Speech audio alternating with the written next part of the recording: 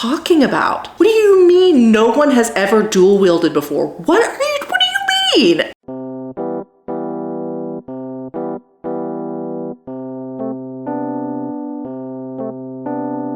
Hello everyone, and welcome back to my channel. Just another struggling writer. The beleaguered author's one-stop shop for commiseration and hopefully inspiration. My name is Carrie Scher, and I am just another struggling writer. Well, today's video is the one that everyone has been waiting for, either to create or to watch, and that is the year-end superlatives. That's right. Today, I'm going to be going through all of my reading that I have done throughout 2024, talk about my surprises and disappointments, the books I didn't finish, and of course, best and worst of the year. But before we get into all that, I do have a quick announcement that I'm pretty excited about. I've been doing some thinking about how I want to move forward in 2025 with my channel and with the content I am creating. This will actually be my last book-related video on this channel, and all of my book-related content will be moving to a new channel, which I have decided to call Read, Share, Repeat. I'll have that new channel linked in the description, so if you are a fan of my book-related content, please subscribe over there for everything book-related. There will also be some lifestyle vlogs as well, but my goal is to keep everything book-related on that channel and everything writing will be over here. So that way, all of my new author friends and subscribers will get all of my writing content here, and those who are more interested in the book side will be able to just get strictly book-related content. It's really just so that I am not putting off any potential subscribers by having such a diverse range of videos. So again, all of my writing content is going to stay on this channel. It makes sense. It's it right there in the name, just another struggling writer. And then all of my book stuff is going to be on Read, Share, Repeat.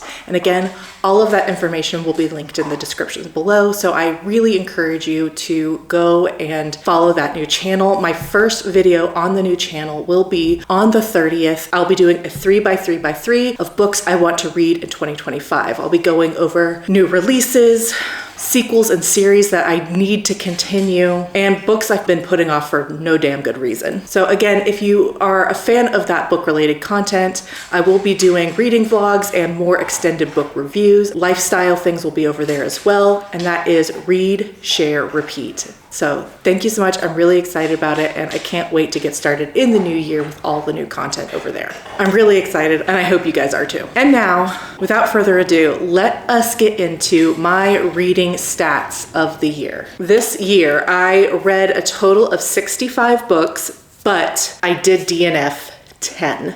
And that is unfortunately not including the 3 books that I'm currently in the middle of right now that I just didn't get finished in time. Finished a total of 55 books and got at least 10% of the way through 10 others. My total pages read were 20,918, almost at that 21,000 mark. My total hours listened were 32 and a half, and that is something I would like to see increased in the new year, but as you all know by now, I am not very strong at listening to audiobooks. They just don't work for me, but again, I'm going to be working on that in the new year. My average days to finish a book was 7, which is a huge improvement, I believe, over last year where I had some really lengthy stretches. I had some in this year's too, but I think I had more short spans to balance that out better. So on average, 1 week to finish a book. I'm proud to say that my number of 5-star reads increased by 200%, and I got up to 2 5-star reads this year. I mentioned it in a video earlier this year that I am very strict with the 5 stars that I give out, and that obviously bears out. Last year I didn't have any, and I read 35 books. This year I got 2 out of 65, so I'm getting there. So for the books that I did read, the way that the star rating broke down, of course I had those 2 5 stars. I had 3 4.5 stars, 15 4 stars,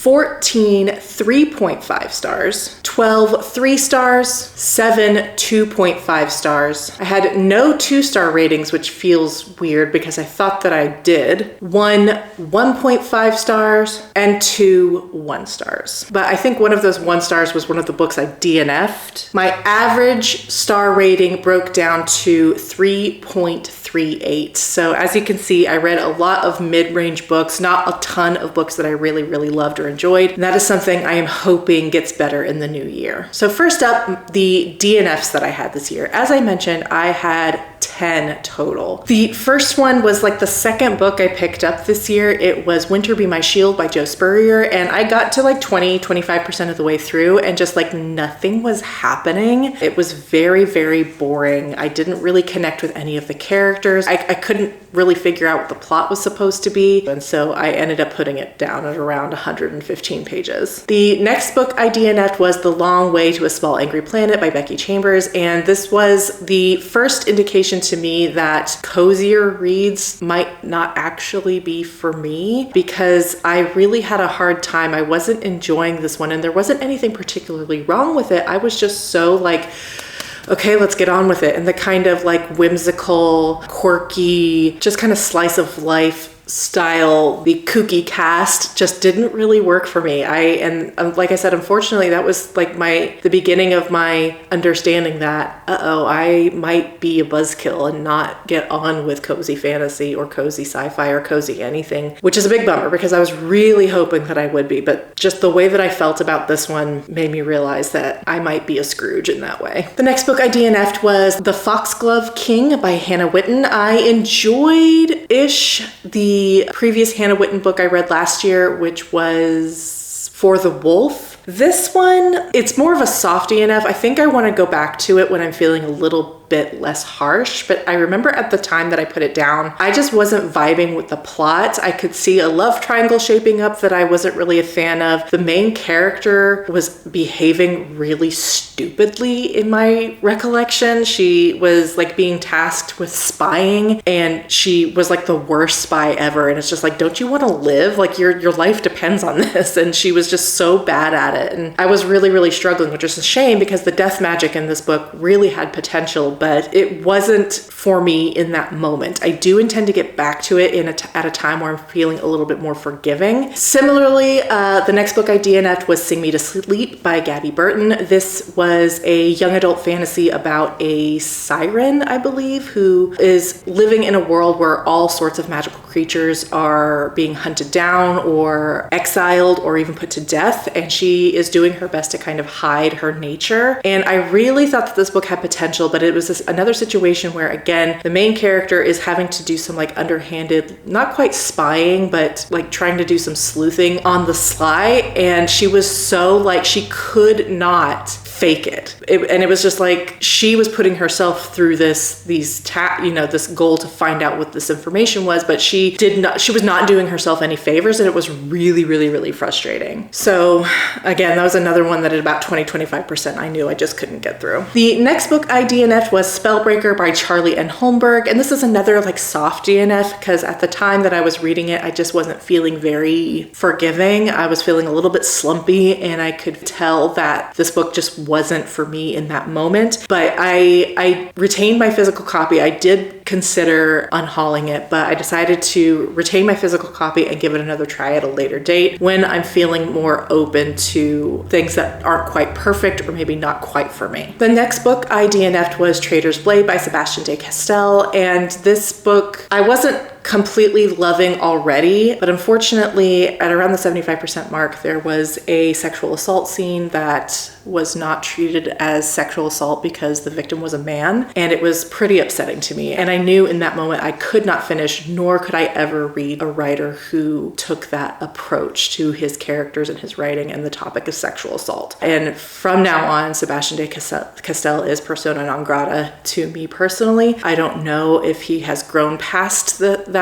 DNFs in the years since writing The Traitor's Blade, or if he's made any comment on it, but it was extremely upsetting for me. The next book that I DNF'd was The Son of the Void by Gabriela Romero Lacruz, and I really tried hard with this one. I really did, because I was really enjoying some of the lore aspects and the world that the setting was in. However, the plot just meandered and meandered and meandered and meandered. We had two different perspectives, and one felt pretty useless to the plot, and it took time away from the more interesting side of things, and yet even that more interesting side of things just couldn't find its way.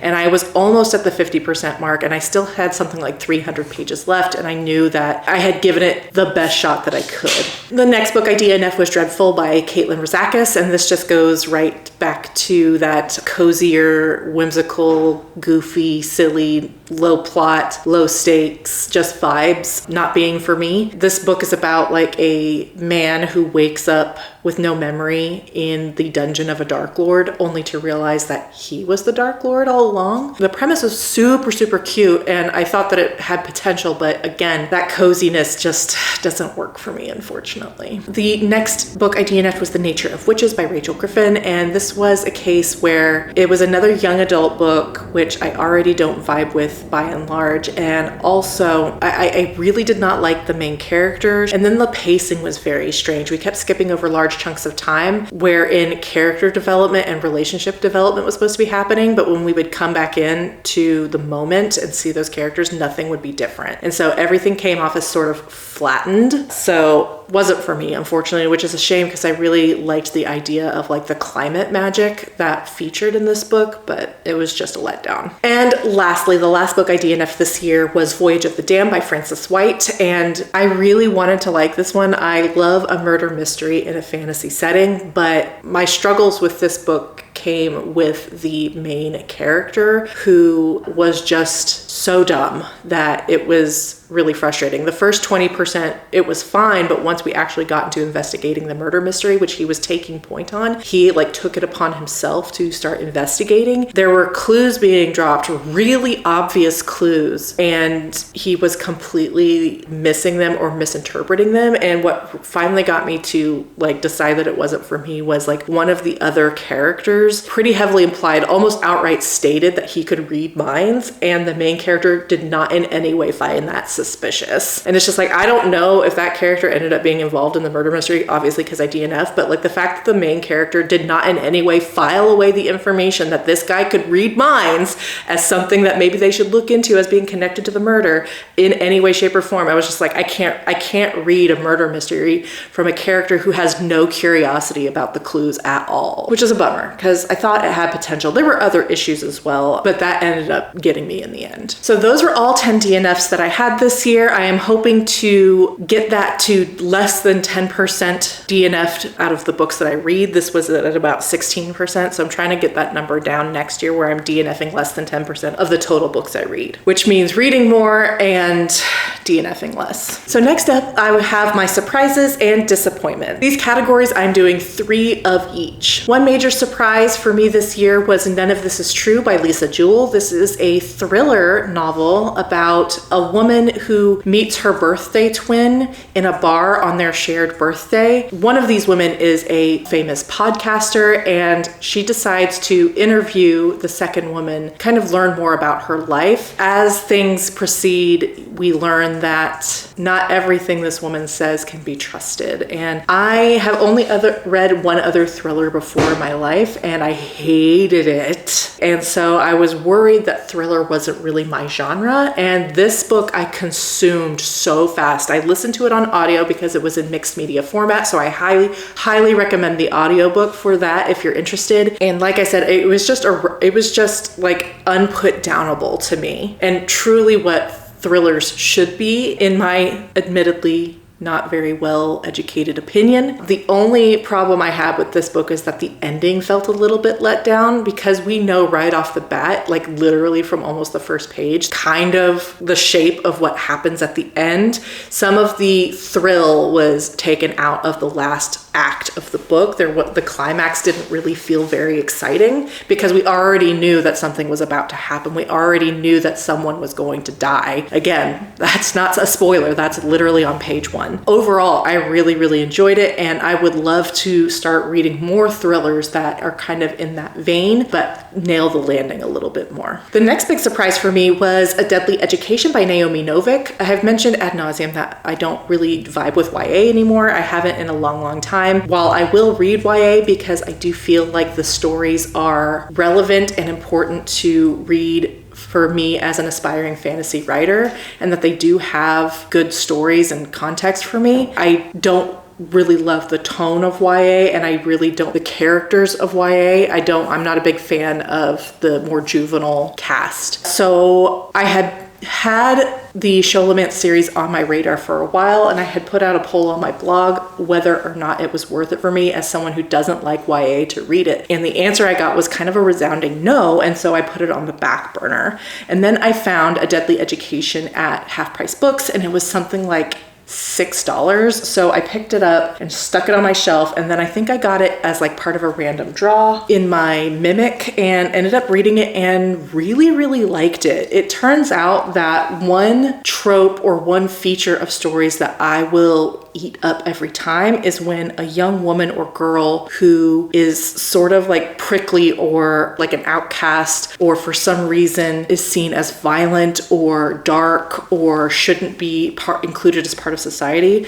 I love when these girls discover friendship and make connections with her peers, and that was a key feature of this book, and I really, really, really enjoyed it. I really liked the main character, Elle, and I liked her journey as someone who has been ostracized her whole life and is finally, like, through circumstances, discovering that she doesn't have to be alone. She can make connections despite these circumstances that she finds herself in. And I love it.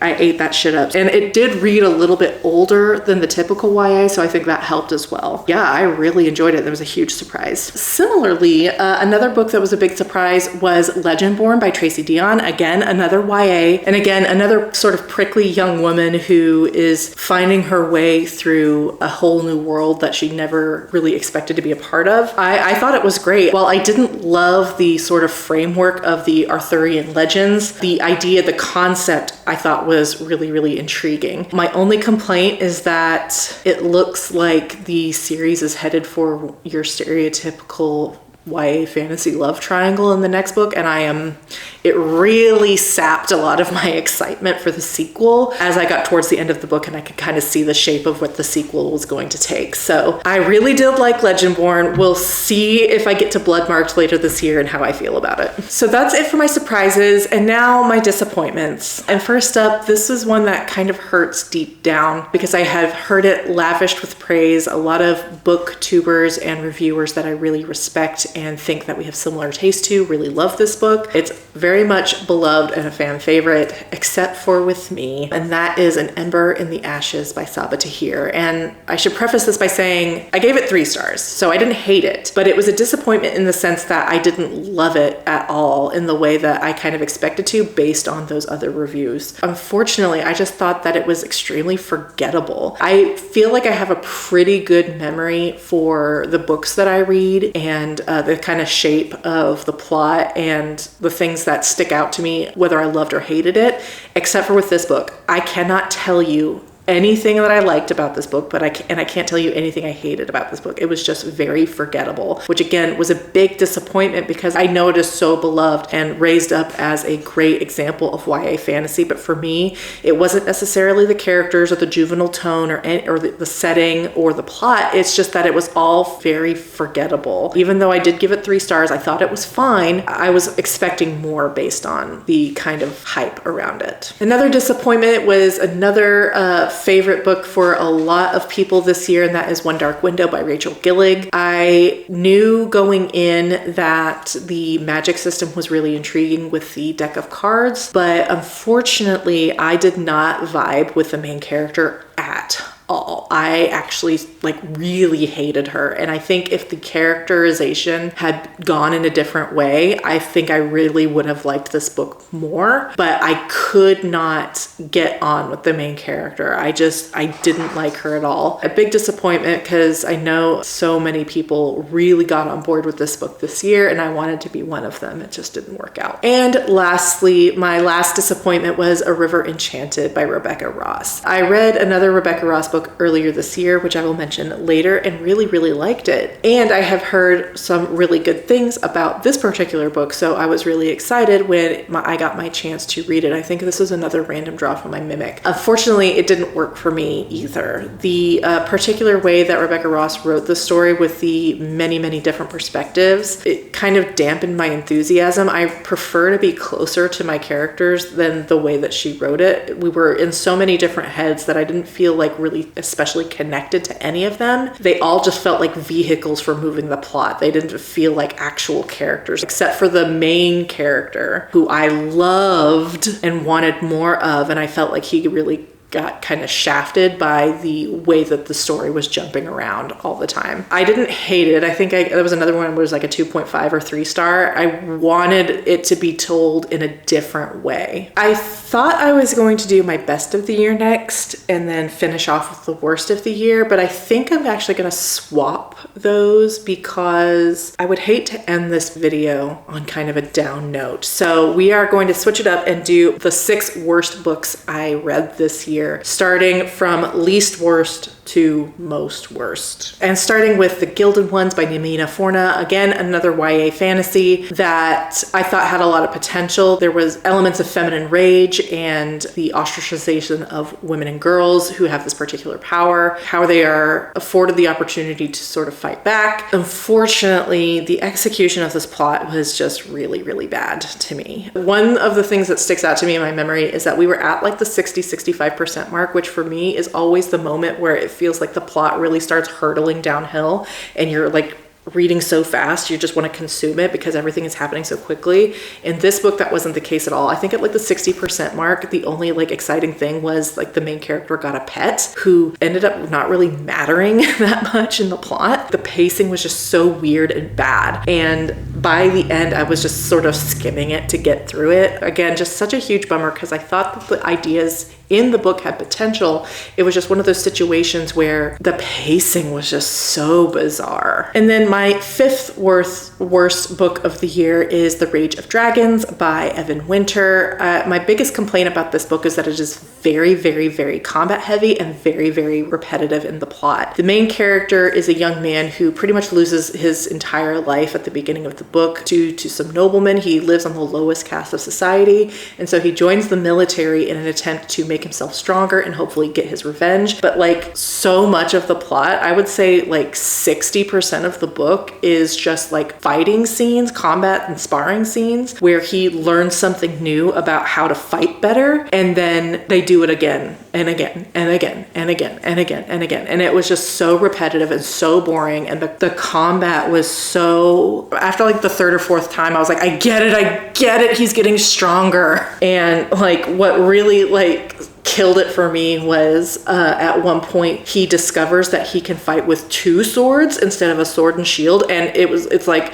this was like a huge revelation to everyone in the army, and it's just like, what are you talking about? What do you mean no one has ever dual wielded before? What do you mean? It was so unbelievable that it was just laughable that this character was revolutionizing the way that combat was done because he figured out he could pick up 2 swords, and it was just like, I had such a hard time with it. Then you add in the fact that the plot was so repetitive. I wanted to like it. I liked the setting. I kind of liked the concept of the plot.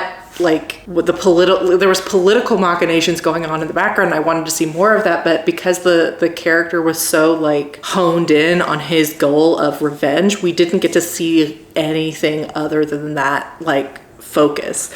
So it ended up just not working for me. The Fourth worst book of the year was Queen of the Conquered by Kacen Callender, and I don't know if this is classified as a YA or not. I think she was like 19, but this was another book that had a lot of interesting concepts in it and dealt with some really heavy themes that I thought it was important for me to explore, dealing with colonialism and anti-Blackness. But the writing style that Kacen Callender deployed to tell the story, I just kind of hated. The main character has a magical ability where she can pretty much jump into other people's heads and see their memories and even have some like limited control over them. And so the way that the narration was done is that anytime she was presented with like a new situation, she would just jump into someone else's head and get the information she needed rather than learning it through exposition or through, events that were going on. She just would literally just jump in and basically download anything she needed. And it was just, I kind of hated that. There was one character that she couldn't read the mind of, but like everyone else she could. And it was just so like, I really did not enjoy that way of storytelling. And then there were also elements of like really, really repetitive word use and choice, and the main character just being sort of unlikable. Anyway, it ended up just not to my taste. The third worst book I read this year was Hall of Smoke by H.M. Long, and this is a sort of Nordic, Scandinavian inspired fantasy about a woman who offends her god by not following through on like a mission that she was given in a vision. And so while she is off atoning for that grievous offense, raiders come and slaughter her whole village, and so she is questing to complete the job that her goddess has tasked with her, which means hunting down this one man and killing him. And along the way she meets other god-touched and god-adjacent people and learning about what is going on with the gods. I just sort of hated it. I didn't like the main character at all. I didn't really like the way that the plot kind of meandered and finally resolved. I didn't like any of the connections that were being made. I didn't like the lore. It failed pretty much on every single account for me. The second worst book that I read this year was A Tempest of Tea by Hafsa Faisal, another YA fantasy. This is about a woman who runs a tea house by day, blood house, and vampire haven by night. And one day her life is turned upside down when the authorities threaten to seize the tea house, and so she has to perform this heist to get something, I don't even remember, in order to kind of protect her tea house that she has poured everything into. And she's supposed to be like this sort of criminal mastermind like Kaz Brekker, but she is no Kaz Brekker, and I say that as someone who didn't really like Six of Crows either. And this book really pushed me over the edge with YA characters, teenagers who are the best at what they do despite the circumstances suggesting otherwise. Like, there are vampires in this setting, and you're telling me that this person is the best forger you can find and this person is the best like lock picker you can find, and they're both 16. I realized reading this book how much I hate that trope, and I understand some of that is wish fulfillment as part of the YA genre. It's meant for teenagers who want to kind of see people in their demographic be good and succeed and all that. I think this was just taken to an extreme degree, and I didn't like it. I also didn't like the storytelling. I didn't like the plot.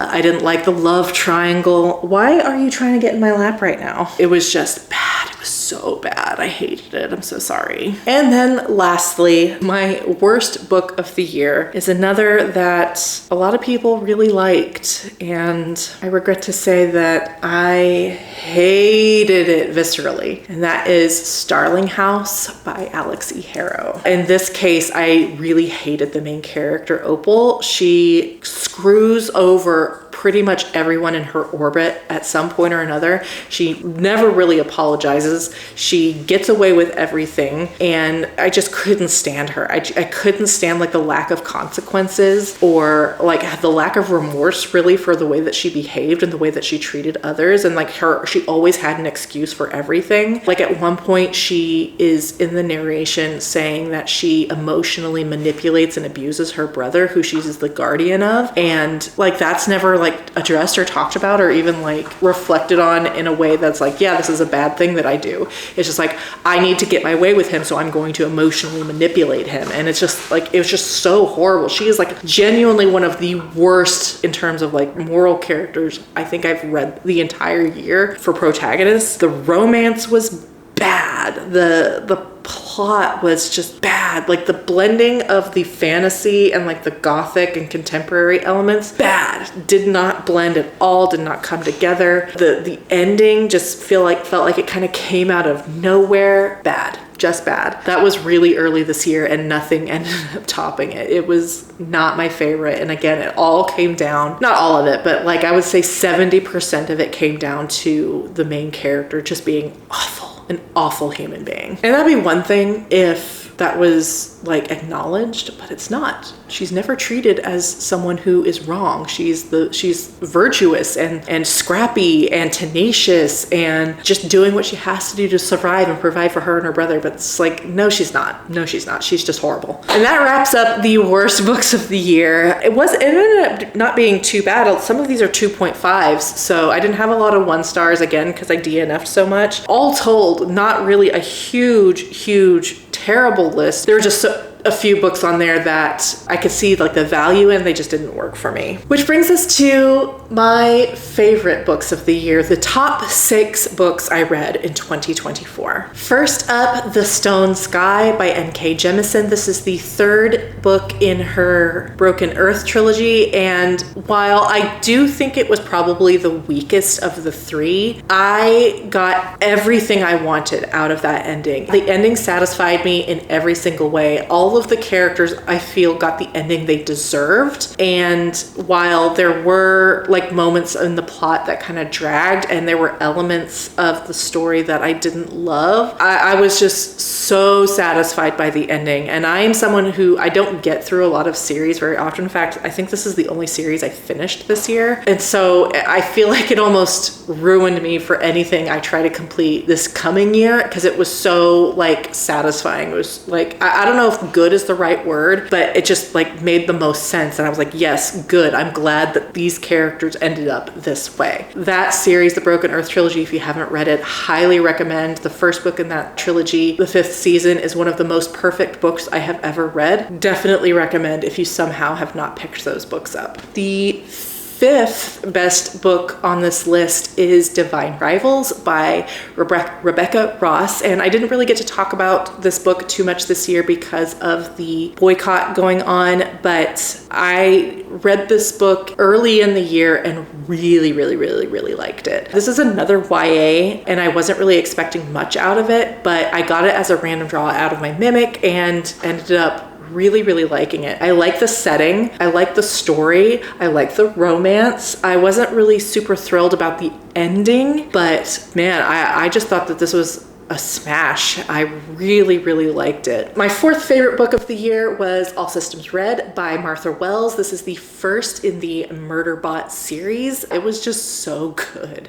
I have heard that it was from so many online, and it did not disappoint. Murderbot is such a great character, and the things that they are dealing with, I so loved watching that character kind of navigate the situation that they were in, as well as coping with what it means to be a person. Oh my gosh, I loved it so much. I can't wait to read more. That is definitely on my priority list for 2025, is to read more of the Murderbot series. The 3rd best book on this list is The Tainted Cup by Robert Jackson Bennett. I think if I had to recommend one book that everyone who likes fantasy at the very least read this year, it would be this book. I have nothing but good things to say about it. The best way to describe this book is that it is a Holmes and Watson style murder mystery in an epic fantasy Attack on Titan-like setting, with Robert Jackson Bennett's unique flair for writing really interesting magic systems and a queer romantic subplot. Like, if those buzzwords don't get you to pick up this book, I don't know what will. It was very, very good. And the only reason I did not give this book 5 stars is because I actually am not a huge fan of a lot of Holmes style characters, and that was true in this case. I didn't really vibe with Anna, who is like the Holmes stand-in. I find that character archetype to be just frustrating, and I know that they're meant to be that way, but like the quirkiness and like the smugness and some of the like the outrageous demands they make, they just niggle at me, and I just can't stand it. Anna was not that bad, but she still had some elements that still did wear on me, and so that's the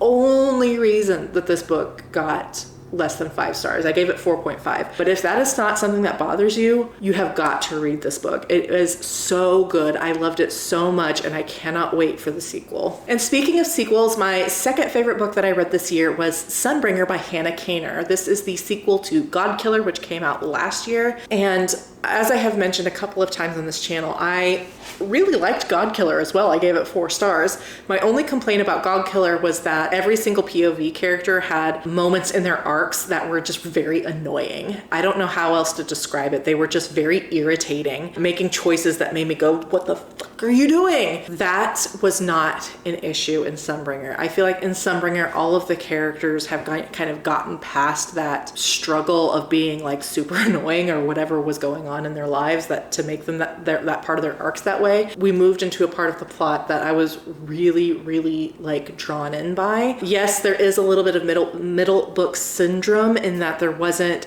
as much going on, but the character journeys, the inner character arcs, especially for Inara and Skediseth and somewhat for Elo as well, I just loved so much.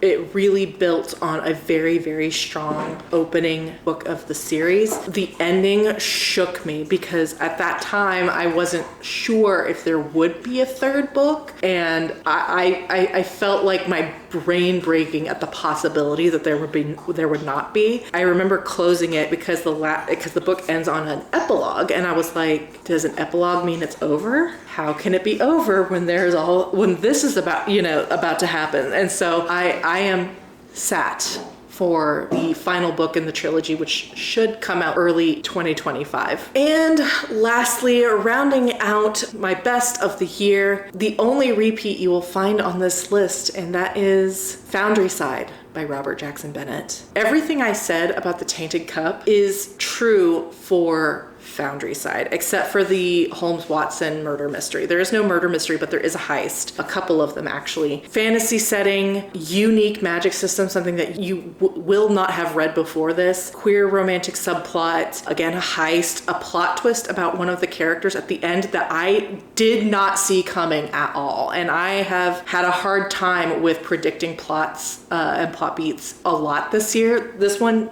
did not see it coming at all. It completely blew me away. Really, really great characters. Oh my gosh, I love everything about this book. Spoke to me on a deep and spiritual level, and I immediately recommended it to my best friend, who immediately said that he loved it as well. I don't think that this book can be praised highly enough. It is my life's dream to see this adapted for visual media, because I do feel like some of the magic and some of it would work well visually. There is a particular fight scene early in the book that I have got to see that adapted somehow, because it was just so cinematic, and oh my gosh, I just loved this book so much. And it became one of those situations where I loved the first one so much that I became afraid to read the second one because I was worried about how it would make me feel. Either it would be a letdown, or I would feel so visceral and bereft when I read it that it would just tear me apart. And so that is how much I loved it. It's kind of the same way that I felt when I read the 5th season. I just completely just destroyed in a different way. So again, another book that I highly recommend you pick up if you haven't already. And this book plus The Tainted Cup rocketed Robert Jackson Bennett pretty close to the top of my favorite authors list just from those 2 books alone. And that's it. That wraps up this list. I had some really, really high highs and a few pretty deep lows. My goal for 2024 was 75, and I finished out with 65 or 55 if you subtract all the DNFs. But I'm not satisfied with this. I want to read more and more and more and more and more and more. I want to consume it all. And that wraps up the year-end superlatives for 2024. How is it that 2024 is already over? It feels like just like last year where I was sitting over there across the room in front of my Christmas tree talking about my 2023 year-end superlatives. But here we are, another year gone. In 2025, I'm hoping to amp up my reading yet again. I don't anticipate doubling like I almost did last year, but I am aiming for another goal that is higher than what I met this year in the hopes that it'll push me to do more reading. I did go through a couple of reading slumps, particularly in like March and April, and then again in June and July. That really kind of stymied my progress. And I think if I hadn't slumped that hard twice, I probably would have hit my 75 book goal. I'm going to talk more about my reading goals and my aspirations and resolutions for the new year over on the new channel at the beginning of January. Again, as a reminder, starting on the 30th of December, my book-related content will no longer be featured on this channel. I'm migrating all of that content to a new channel, which will be called Read, Share, Repeat. So if you like my book-related content, if you're interested in getting more reviews, reading vlogs, reading challenges, and more videos of that nature, that will all be over on the new channel, Read, Share, Repeat. And that link will be in the description below if you want to go ahead and follow it going forward. While this channel will be reserved strictly for writing and writing related content. As always, thank you so much for watching. I so appreciate it. If you like my content and want to support the channel, please like and subscribe, or consider leaving a comment below.